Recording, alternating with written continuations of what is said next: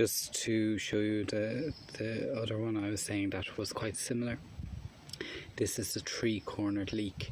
So you can see in cross section that there's 3 corners to it, so hence its name. It's a little bit different.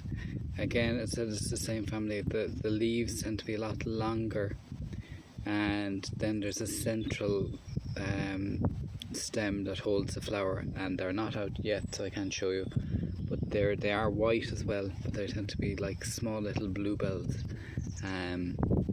tiny little bluebells all in a congregated together. Again, this is edible. The flowers of the 3-cornered leek are edible as well. This tends to be a lot sweeter and much more akin to spring onion in taste, whereas the wild garlic will taste much more like chives. So just this probably isn't as conducive to making the pesto with, but it can be used just chopped up in salads, and I think it's lovely as an accompaniment to egg salad, so much the way like spring onions would be. Again, just to use this in sandwiches is fine, or salads, and when the flowers come out they make a nice addition to your salads. So the 3-cornered leek, again, much longer leaves. This can be when it's in hedgerows, could be mistaken for the Montbretia, so just to be aware, the Montbretia won't have that 3 corners of it, so it won't look like a triangle in cross section. It will be quite flat, but they can be growing quite close together, so just to be sure that you don't pick the wrong one. So again, you'll get a sweety garlic smell, and it will be kind of a little bit sappier than the other one. So again, very much edible. Again, try and pick it off the beaten path, or give it a good wash when you get it. Hello, we're back in the kitchen, and we're going to be doing a few things with our wild garlic pesto. Pesto is the first one. So again, you've cleaned the leaves, so just give them a thorough looking over just to make sure you haven't brought in any ivy or any other species, so it's just plainly wild garlic. We give it a good wash in a colander, and you're patting it dry, so when you weigh it, that it's a dry weight you're going for. If there's a little bit of moisture on it, it's okay. You don't want it very wet, because it will make the pesto very sloppy. The other ingredients, I'm using Parmesan, so for 150 grams of wild garlic leaf, you're using 50 grams of Parmesan, or any other ham cheese, and 50 grams of walnuts. So again, if you don't have Parmesan, Goubein hard cheese or any other hard cheese will do. If you don't have walnuts, cashew nuts, pine nuts, hazelnuts will be fine. So and then the last ingredient is an olive oil or rapeseed oil. So you're making that mixture. So it's very, very simple. So some people add an extra 2 cloves of garlic. Some people put lemon juice. I don't bother. I think the taste is fine. As it is, I would season with salt and pepper. And again, you want nice clean jars, sterilized jars to put your final mixture in. It will last so long in the fridge, probably 2 or 3 weeks, but once you taste it now, I think you'll eat it a lot sooner. So as I said, I like to have a few in the garden that you can pick them for just sandwiches or salads. And as I said, the benefits of eating wild garlic are numerous in terms of their antiviral and antibacterial qualities. So antiviral, probably very topical at the moment. So all this stuff is just going to go into your blender, and you're just going to whiz it up. So I tend to put some of the leaves in first. Depending on your blender, you might have to do this in a few lots. So I was saying, is make sure that there's not too much moisture in after washing. Give them a good old pat dry. As I said, the other recipes you can do is chop down your wild garlic and put it in a clean jar with honey, and that's what the monks used to do as a cough and cold remedy.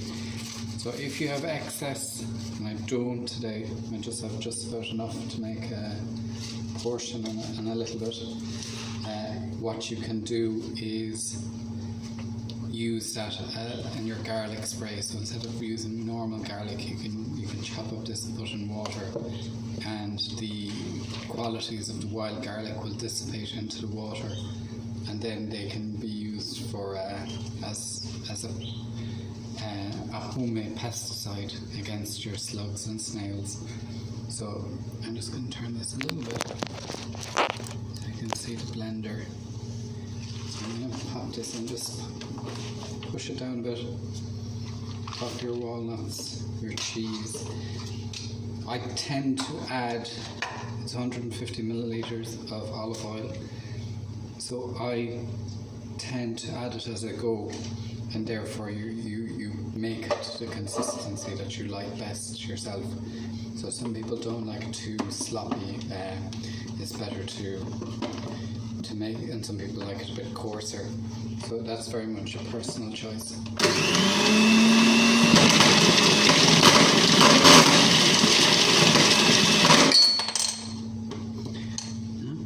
Some technical difficulties. I have an old blender here.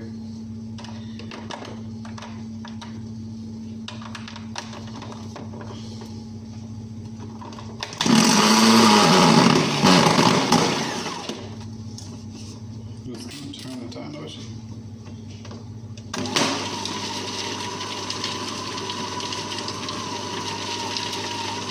So again, I'll just gradually put in the olive oil, and you're getting it at the right consistency. If you want to freeze this, what you'll do is do all these steps but without the cheese, and you can later then unfreeze it, put it in the blender and add the cheese again.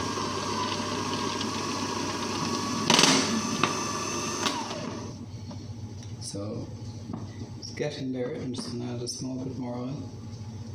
So keep a little bit of oil. As I said, you're going to add a little bit of oil to the top of the jar just to keep it sealed in, and it will last that a bit much longer. What I would suggest, as with normal pesto, if you use a bit of the pesto, is I'd always put a bit of olive oil over it again, or rapeseed oil, whatever you're using, just to reseal it, and it will stop it going off as quickly.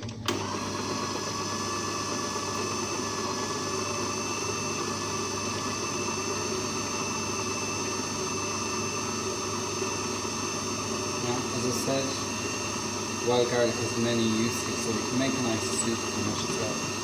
The reason I know the wild garlic pesto is often talked about, I think that's because it's quite nice and people tend to like it. So I'm just going to add in a little bit more oil again.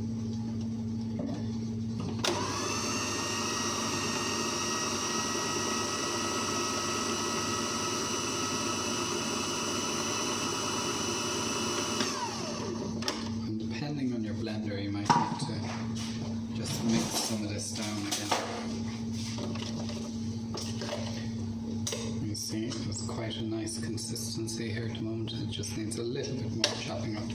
So again, if you chop up the wild garlic a little bit yourself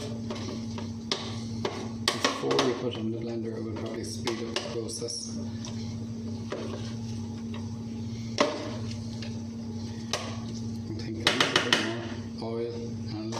Mixing should do it.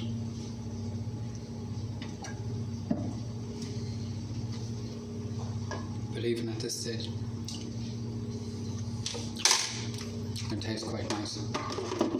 A word of warning: anyone on any blood thinning medication should avoid wild garlic, as it will act as a further blood thinner. So